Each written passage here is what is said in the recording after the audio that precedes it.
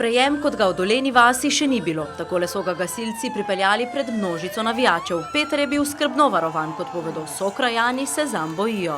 Vrhunsko je na v domačem kraju taka podpora, tak sprejem.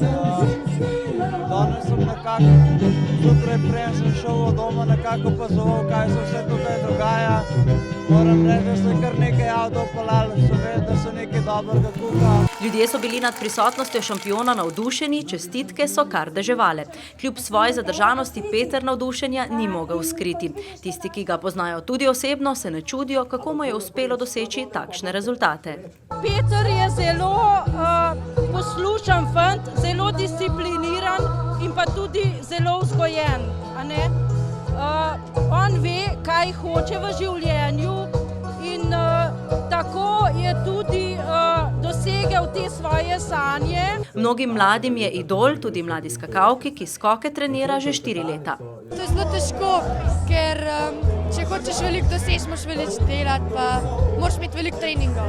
Peter nam razkrije zmagovalni recept. Po osvojenih kolajnah je počival le kakšen dan. Prosti dnevi so bili že mimo. Danes smo že trenirali dopoldne, jutri spet, tako da počitka ni.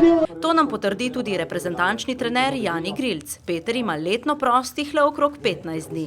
Ja, da si boste lažje predstavljali, mi smo danes še trenirali dopoldne, smo imeli trening moči. Treninge pa se pričnejo tam okrog 15. aprila, potem pa vsak dan skozi celo leto. Dobro, so kakšne nedelje frej, polet kakšen teden. A njemu to ni noben problem, o svojem sinu pravi Darko Prevc. Kolikor poznam svojega sina, bi zdaj verjetno ne raje iz Sočija odletel najprej naravnost na naslednjo tekmo na Norveško. A opravil je še to dolžnost, se v Dolenji vasi podružil z domačini, zdaj pa novim zmagam naproti.